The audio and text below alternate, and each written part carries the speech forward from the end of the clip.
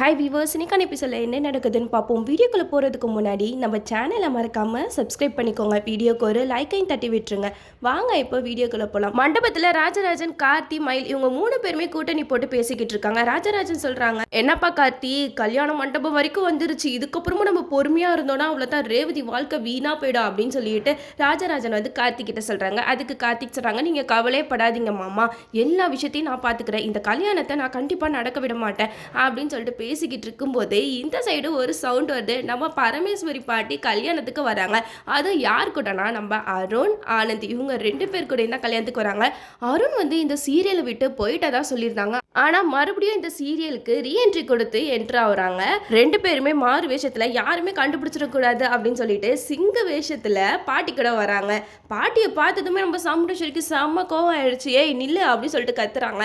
நம்ம பாட்டி வந்து, என்ன இந்த கல்யாணத்துக்கு நான் வரக்கூடாதுன்னு சொல்கிறதுக்கு உனக்கு எந்த உரிமையும் கிடையாது, இங்கே இருக்கிற யாருக்குமே உரிமை கிடையாது, என்னோட பேத்தியோட கல்யாணம் இது, எனக்கு எல்லா உரிமையும் இருக்குது, என்னோட பேரன் தான் உன் பேத்தி கழுத்தில் தாலி கட்ட போகிறதே அப்படின்னு சொல்லிட்டு பாட்டி வந்து அங்கே சாமுண்டேஸ்வரி கிட்ட சவால் விடுறாங்க. அங்கே சாமுண்டேஸ்வரி கார்த்தியை பார்த்து, ராஜா இவங்க சொல்கிறதெல்லாம் நீ கேட்டல, அவங்களோட பேரை வந்து என் பொண்ணு ரேவதி கழுத்தில் தாலி கட்டுவானா, நான் நடக்க விட்டுருவேனா, இந்த சாமுண்டேஸ்வரி இருக்கிற வரைக்கும் அந்த விஷயம் என்றைக்குமே நடக்காது அப்படிங்கிற மாதிரி சாமுண்டேஸ்வரி பாட்டிக்கிட்ட பேசிக்கிட்டு இருக்காங்க. பாட்டி மனசுக்குள்ளே சிரிச்சுக்கிட்டே இருக்காங்க. நீ என்னதான் சொன்னாலும் உன் கையாலேயே தாலி எடுத்துக்கிட்டு என் பேரனை தான் ரேவதி கழுத்தில் தாலி கட்ட வைக்க போற அப்படின்னு சொல்லிட்டு மனசில் நினச்சிக்கிட்டு இருக்காங்க.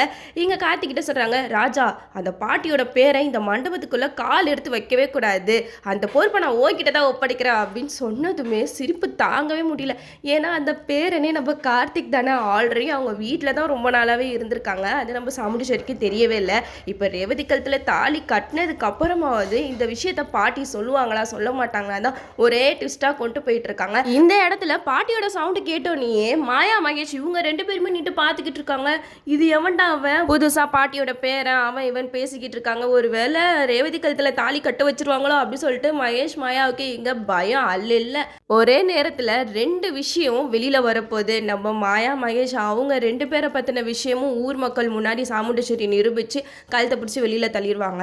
இந்த இடத்துல நம்ம கார்த்திக் கிட்ட தாலி எடுத்து கொடுத்து ரேவதி கழுத்தில் தாலி கட்ட சொல்லிட்டு சாமுண்டேஸ்வரி சாதிச்சிட்டதா அந்த இடத்துல ரொம்பவே சந்தோஷத்தில் இருப்பாங்க. அப்போ பாட்டி பார்த்து சிரிச்சுக்கிட்டே இருப்பாங்க. அப்போ சாமுண்டேஸ்வரி கேட்பாங்க, என்ன கிளவி சிரிச்சுக்கிட்டு இருக்க அப்படின்னு சொல்லிட்டு கேட்கும்போது பரமேஸ்வரி பாட்டி சொல்லுவாங்க, அடியே உன் கழுத்தில் தாலி கட்டினது என்னோட பேரன் தாண்டி அப்படின்னு சொல்லிட்டு உண்மையை அந்த இடத்துல போட்டு உடைச்சிருவாங்க. ஏன்னா இதுக்கு மேலேயும் கார்த்தி தான் பாட்டியோட பேரன் அப்படிங்கிற விஷயத்த மறைக்கவே முடியாது. ஏன்னா தாலியே கட்டியாச்சுல, இதுக்கப்புறம் தாலி ஏறினதுக்கப்புறம் யாராலையும் எதுவும் செய்ய முடியாது. நம்ம சாமுண்டேஸ்வரிக்கு கார்த்தி பற்றின உண்மை எல்லாமே தெரிய வந்துச்சுன்னா என்ன மாதிரி ரியாக்ஷன் பண்ணுவாங்கன்னு தான் ஒன்றுமே புரியல. நம்ம ரேவதிக்கு சந்தோஷமாக தான் இருக்கும், அப்பாடா கட்டினது தான் கட்டினா, நம்ம பாட்டியோட பேரனே நம்ம கழுத்தில் தாலியை கட்டிட்டானே அப்படின்னு சொல்லிட்டு ரேவதி ஒரு பக்கம் சந்தோஷத்தில் இருப்பாங்க. இங்கே சாமுண்டேஸ்வரி தான் நம்ம தோத்துட்டோம் அப்படின்னு சொல்லிட்டு ரொம்பவே கவலையில் இருப்பாங்க. அப்போ நம்ம ரேவதி கார்த்திக் இவங்க 2 பேரையுமே பிரித்து வச்சிருவாங்க.